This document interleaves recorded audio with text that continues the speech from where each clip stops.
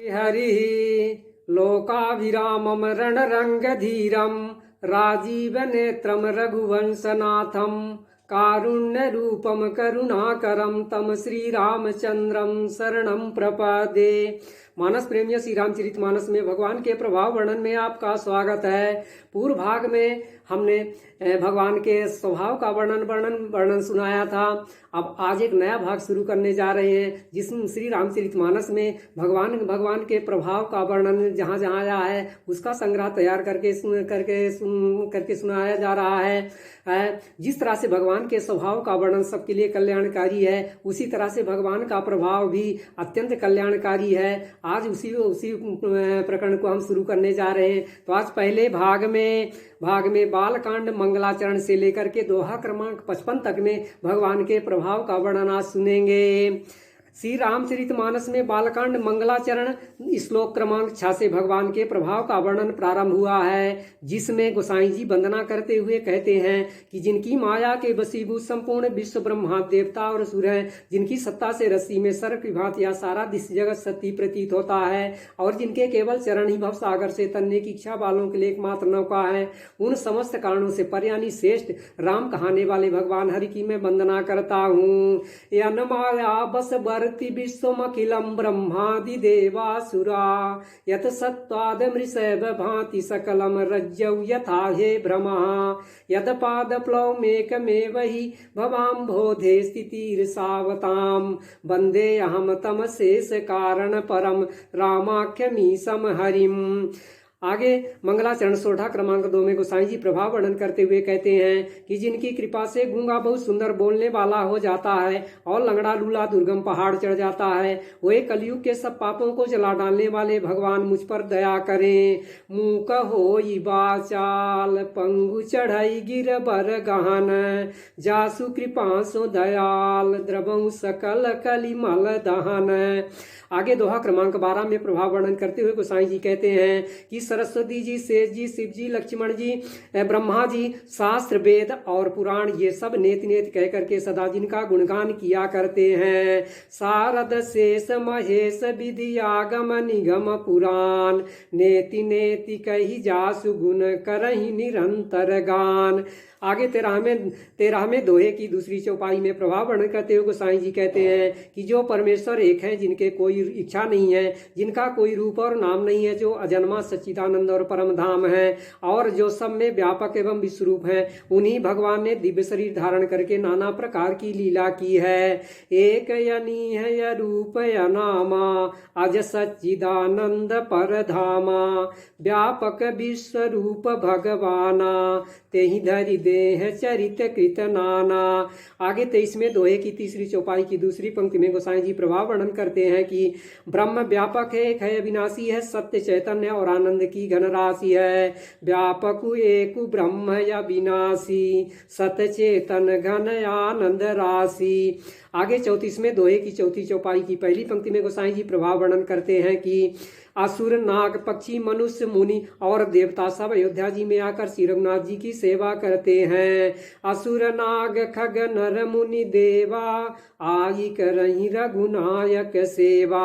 आगे 91वें दोहे के छंद में शिव जी पार्वती जी से प्रभाव वर्णन करते हैं कि ज्ञानी मुनि योगी और सिद्ध निरंतर निर्मल चित्त से जिनका ध्यान करते हैं तथा वेद पुराण शास्त्र नेति नेति कहकर के जिनकी कीर्ति गाते हैं, उन्हीं सर्वव्यापक समस्त ब्रह्मांडों के स्वामी मायापति नित्य परम स्वतंत्र ब्रह्म रूप भगवान श्री राम जी ने अपने भक्तों के लिए अपनी इच्छा से रकुल के मणि रूप में अवतार लिया है। मुनि धीर जोगी सिद्ध संतत विमल मन जहि ध्यावहि कही नेति निगम पुराण आगम जासु कीरति गावहि सोई राम व्यापक ब्रह्म भुवन निकाय पति माया धनी अवतरेउ अपने भगत हित निज तंत्र नित रघुकुल मणि। श्री राम जी की लीला को देख करके सती जी को भ्रम हो जाता है। यद्यप शिव जी ने बहुत बार समझाया, फिर भी सती जी के हृदय में उनका उपदेश नहीं बैठा। तब महादेव जी मन में भगवान की माया का बल जान करके मुस्कुरा कर बोले, लाग न उर उपदेश यद्यपि कहो शिव बार बहु, बोले बिहसी महेश हरि माया बलु जानी जिय।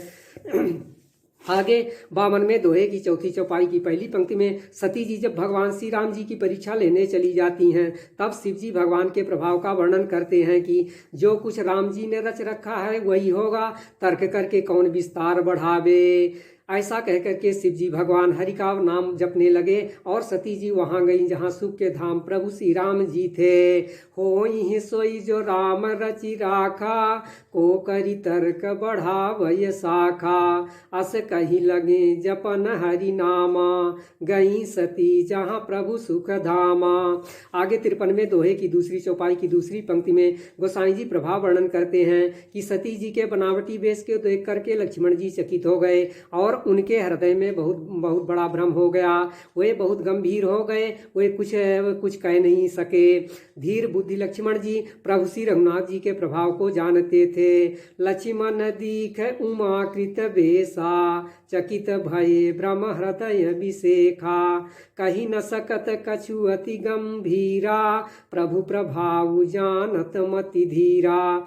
आगे 54 में दोहे की तीसरी चौपाई की दूसरी पंक्ति से 54 में दोहे तक में भगवान सती जी को दुखी जानकर अपना प्रभाव दिखाया, जिसमें वर्णन है कि सती जी जिधर देखती हैं उधर ही प्रभु श्री रामचंद्र जी विराजमान हैं और सुचतुर सिद्ध मुनीश्वर उनकी सेवा कर रहे हैं। सती जी ने अनेक शिव ब्रह्मा और विष्णु देखे जो एक से एक बढ़कर असीम प्रभाव वाले थे। उन्होंने देखा कि भांति भांति के वेश धारण किए हुए सभी देवता श्री रामचंद्र जी की चरण वंदना और सेवा कर रहे हैं। सती जी ने अगणित अनुपम सती ब्रह्मांडी और लक्ष्मी देखी। जिस रूप में ब्रह्मादि देवता थे उन्हीं के अनुकूल रूप में उनकी ये सब शक्तियां भी थीं। जहाँ चित वहीं तहाँ प्रभु आसीना, से वहीं सिद्ध मुनीस प्रवीणा, देखे शिव विधि विष्णु अनेका, अमित प्रभाव एक ते एका, बंदत चरण करत प्रभु सेवा, विविध वेश देखे सब देवा। सती विधात्री इंदिरा देखी अमित अनूप, जही जही बेश अजादि सुर, तेहि तेहि तन अनुरूप।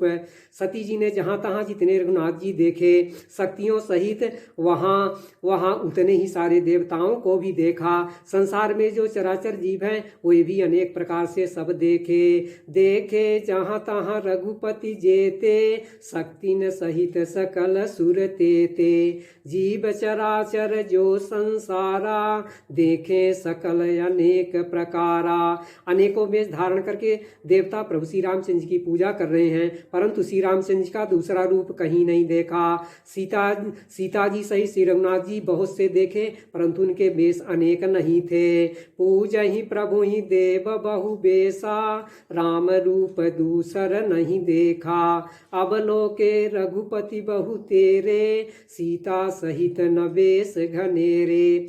सब जगह वही रघुनाथ जी, वही लक्ष्मण और वही सीता जी। सती ऐसा देकर के बहुत ही डर गईं, उनका हृदय कांपने लगा और देह की सारी सुध बुध जाती रही। वे आंख मूंद कर मार्ग में बैठ गईं। सोई रघुबर सोई लक्ष्मण सीता, देखी सती अति भई सभीता, हरस हृदय कंप तन सुधि कछु नाही, नयन मूंदी बैठी मगमाही।